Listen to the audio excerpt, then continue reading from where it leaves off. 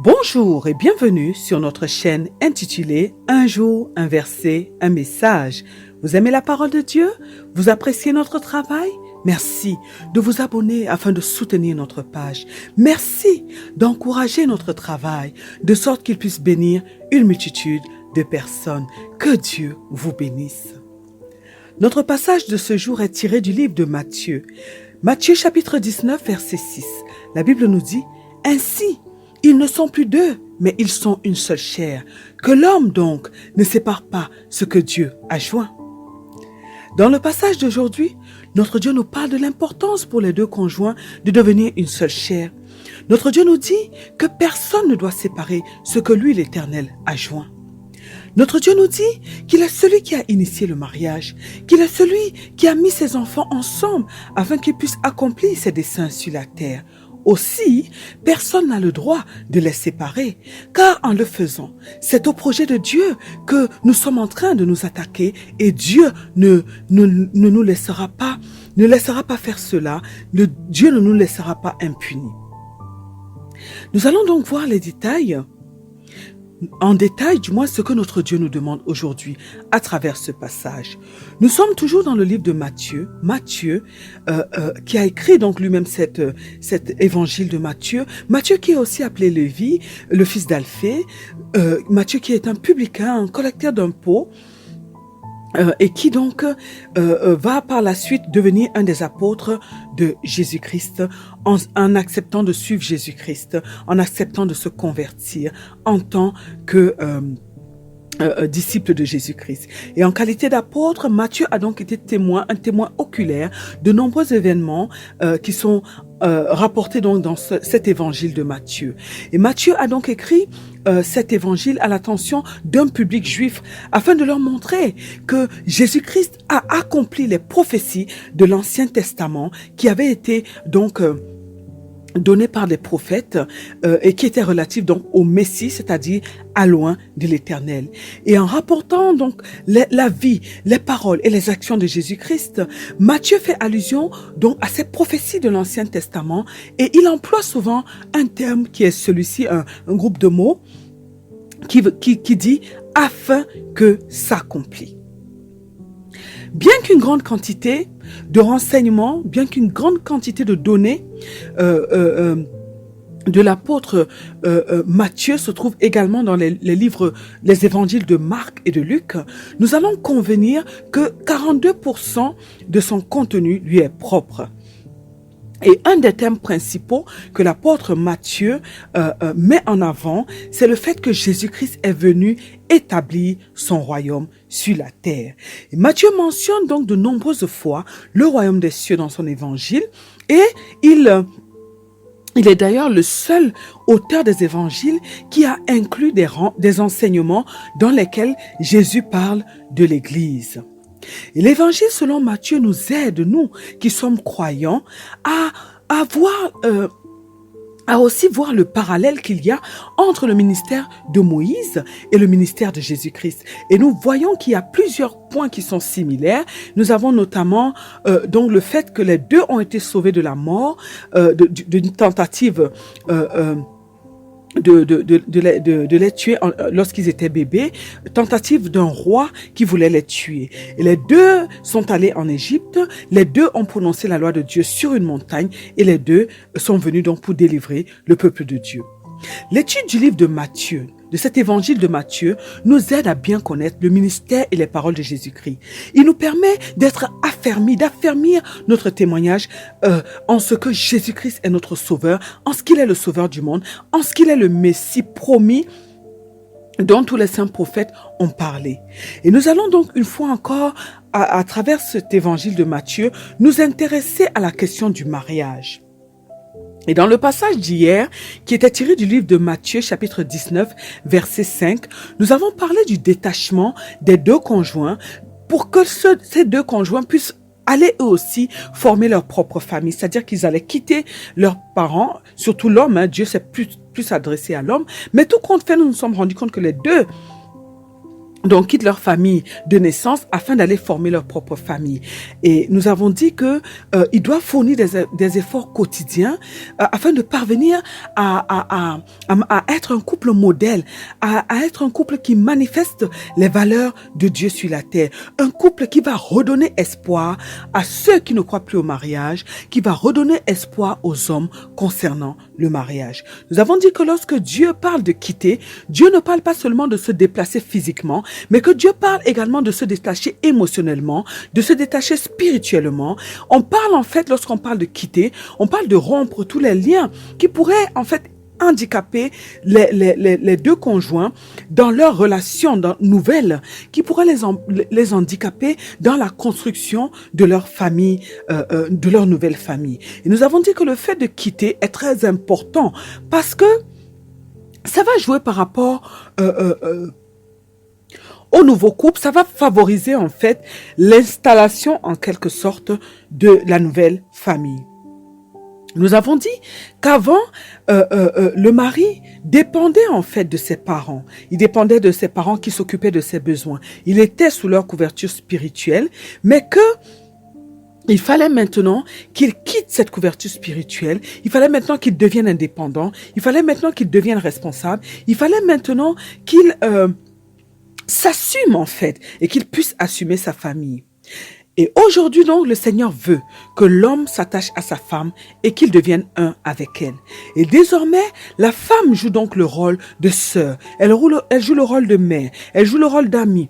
Elle joue le rôle même d'enfant spirituel parce que son mari devient sa couverture spirituelle. Il est le pasteur de la maison. Il est le prophète de la famille, du foyer. Il devient celui qui va prendre soin de sa femme. Et la femme va donc abandonner sa maison. Elle va abandonner ses parents pour suivre son mari dont elle va dépendre désormais. Et ce mari donc qui va jouer le rôle que le père jouait, que le père de la femme jouait vis-à-vis d'elle. Il va jouer le rôle, il va devenir son frère. Il va devenir son ami, son pasteur, nous l'avons dit, son prophète. Il devient donc la première personne, après Dieu bien sûr, qui va vers qui sa femme va se tourner et envers qui elle aura des attentes. Et nous avons donc dit que c'est une lourde responsabilité et pour l'homme et pour la femme et que les deux doivent donc se préparer de sorte qu'ils puissent jouer ces multiples rôles dans la vie l'un de l'autre. Et si Dieu a précisé donc que l'homme doit quitter son père et sa mère, nous avons dit que ce n'est pas un hasard, car nous allons remarquer que Dieu demande certaines choses à l'homme et certaines choses à la femme. Et ici donc Dieu s'est adressé à l'homme en disant de quitter son père et sa mère. Et pourquoi cela? Tout simplement parce que l'homme est celui qui va aller construire une autre famille. Il est le chef de cette famille. Et Dieu lui dit donc de se détacher pour lui dire qu'il doit maintenant s'assumer, pour lui dire qu'il doit maintenant reprendre en fait le rôle que son père jouait vis-à-vis de lui. Il devient responsable, il devient indépendant, il va maintenant pouvoir aux besoins de la famille, il devient désormais autonome. Et l'homme qui quitte son père et sa mère, qui quitte de leur couverture spirituelle, de leur autorité, devient lui-même maintenant une autorité pour sa famille. Il va donc commencer à mettre en place certains éléments qui vont l'aider à construire une famille solide. Il va désormais vivre pour deux et non pour lui-même. Il va désormais faire tout ce qu'il fait pour lui-même, il le fera également pour sa femme et il va faire en sorte que ensemble ils puissent prier, ensemble ils puissent mettre leurs ressources ensemble, ils puissent tous les deux gérer leur famille ensemble et qu'ils puissent tout partager, qu'ils puissent tout gérer ensemble et qu'ils puissent devenir cette personne, cette seule chair. Et Dieu a parlé de quitter à l'homme parce que l'homme, différemment de la femme, est celui qui aura du mal en fait à s'attacher complètement. Parce que nous avons vu que la femme, lorsqu'elle se donne à son homme, son homme la connaît sexuellement, elle s'attache automatiquement à l'homme. Mais l'homme, lui, a besoin de plus de temps pour s'attacher à la femme.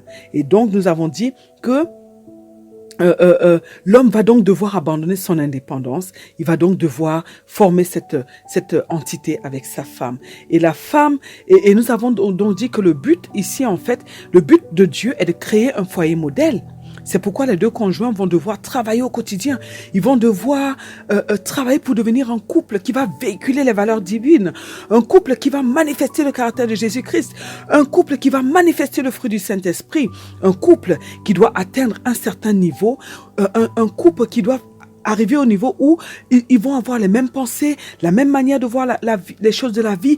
Ils vont devoir avoir la même volonté de bâtir, de construire, fournir les efforts nécessaires pour parvenir à devenir ce couple modèle.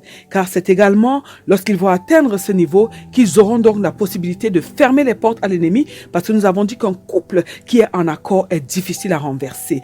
Et ils doivent donc parvenir à ce parfait accord. Ils doivent parvenir à se connaître parfaitement. Ils doivent parvenir à un niveau où il n'y a plus de secret entre eux deux. Ils doivent parvenir à un niveau où ils partagent tout. Et nous avons donc dit que le mariage, le foyer est un lieu d'apprentissage, de formation, de développement. Et parce que dans le foyer, les deux conjoints vont s'aiguiser, ils vont s'affronter, ils vont s'enseigner, ils vont expérimenter beaucoup de choses ensemble. Et ils ne doivent donc pas baisser les bras. Ils doivent, malgré cet aiguisement, malgré toutes les difficultés, ils doivent sortir vainqueurs de là et manifester le plan que Dieu veut qu'ils puissent donc manifester. Et nous avons dit qu'ils doivent impérativement s'appuyer sur Dieu, parce que lorsque les deux vont s'appuyer sur Dieu, rien ne pourra les ébranler, parce que Dieu va veiller sur eux, Dieu sera le pilier du foyer et Dieu sera un secours de grande taille pour chacun d'entre eux. Aujourd'hui, notre Dieu met l'accent, certes, sur le fait que les deux conjoints doivent devenir une seule chair, mais il précise que personne ne doit séparer ce couple que lui, l'Éternel, a joint. Nous avons dit que le mariage est une institution que Dieu lui-même a instituée. Nous avons dit que c'est Dieu qui va donc envoyer la femme vers son mari, et lorsque celui-ci sera prêt pour le mariage, et que Dieu lui-même va estimer que le moment est venu pour l'homme de prendre une femme comme il l'a fait pour Adam. Nous parlons bien sûr des fils de Dieu. Mais nous avions également dit que beaucoup de mariages ne sont pas de Dieu. Parce que plusieurs personnes ne consultent pas Dieu dans le choix de leur conjoint. Et ils prennent eux-mêmes en fait leurs décisions et ils décident que Dieu est d'accord avec eux.